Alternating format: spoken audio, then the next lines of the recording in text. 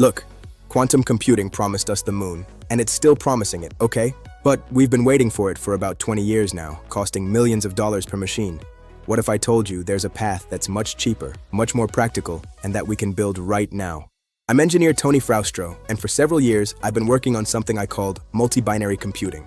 And today I'm going to tell you about a new idea I came up with, and I'm going to be honest with you. It has brilliant parts, and it has parts I had to ground because they weren't physically viable, and I think that's important to say. If you're interested in technology, real innovation, stick around, because this could change the landscape quite a bit, especially for companies like NVIDIA or Google. Let's start at the beginning. All the computing you use today, your phone, your laptop, internet servers, runs on bits, zeros and ones. And that's been great for 70 years, but it has a ceiling. What I proposed a while back is, what if instead of processing bits one by one, we group them into blocks, raise them to powers, and combine them using something as elegant as Pascal's triangle? Sounds crazy, but mathematically it works, and I've registered it with Endowter with Safe Creative, and I have a patent application pending before IMPI Mexico. The trick is in something in mathematics called finite rings. Don't be scared by the name. The important thing is that each block of bits becomes a number, we raise it to a power, and then a Pascalian matrix combines all those results. The result, with the same input bits, you get a mathematically much richer structure. It's as if instead of having a box with 100 pieces of a single color, you had a box with 100 pieces. But now each piece can be of several colors. The amount of information that fits in there explodes. And that, without a quantum computer, without temperatures at minus 270 degrees Celsius, without millions of dollars. Now here comes the new part, and I'm going to talk to you like a fellow engineer would, no filters. The idea came to me thinking, what would happen if all this multibinary computing lived in a separate, dedicated chip? I called it Multibinary Coprocessor on Module, MCM for friends. The idea is this, an independent mini motherboard with its own CPU, its own GPU, or TPU if we're thinking Google, its dedicated RAM, its microcontrollers, and, this is important, its own fan, separate from the one your computer already has. Why does this matter? Because when the chip is working full tilt doing modular exponentiations in parallel, it heats up differently than a normal CPU. It needs its own system. And architecturally, this is already done by OCP-OM modules, NVIDIA's Grace Hopper, 10-Storance wormhole chips. We're not reinventing the wheel there. We're applying a known best practice to something new. But here comes the second part, and this one is truly original. I asked myself, what happens if instead of mapping 0 to 0 and 1 to 1 like always, I put masks on them?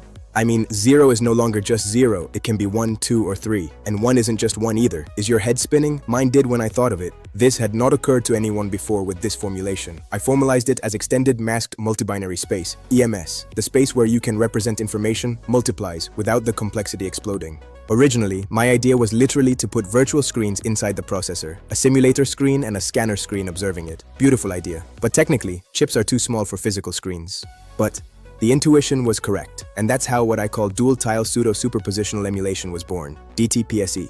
Instead of physical screens, it's two SRAM memory matrices. One is the simulator tile, the other is the scanner tile, and between them, integrated photonics.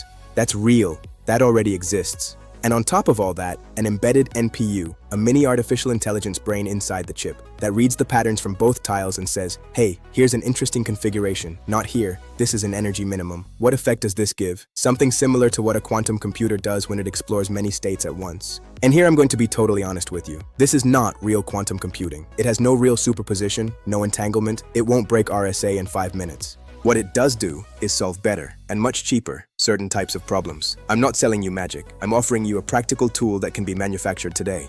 Now let's talk in plain English. An IBM quantum computer costs you between $10 and $100 million. A node with 8 NVIDIA H100 GPUs costs you about $500,000. The other two towers crumble into dust dramatically. Only the MCM tower remains standing, glowing with holy gold light. 3 orders of magnitude cheaper than quantum. That means 1,000 times less. But what matters most is energy. A quantum computer consumes about 25 kilowatts, an H100 node about 10 kilowatts, an MCM ASIC operating equivalent 100 to 200 watts, not kilowatts, watts. Translated to CO2, an H100 node emits about 35 tons of carbon dioxide per year. An equivalent MCM emits 500 kilos, a 98% reduction. If this scales, we're talking real environmental impact. Look, I could sit here and tell you this replaces everything. This is the absolute future, but that would be dishonest, and truth above all, right? What the MCM does not do, it doesn't train large language models like GPT-5 better than an H100. It doesn't factor giant prime numbers. It's a specialized coprocessor. It shines at its thing. And I'll also tell you, this is still in paper stage. The next stage is implementing it on FPGA, doing measured benchmarks against real hardware, and publishing the results, whatever they may be. I won't string you along. If you've made it this far, thank you. Truly. What I told you is the result of years of thinking, scribbling equations, defending my position, and there's still work to do. But the path is marked.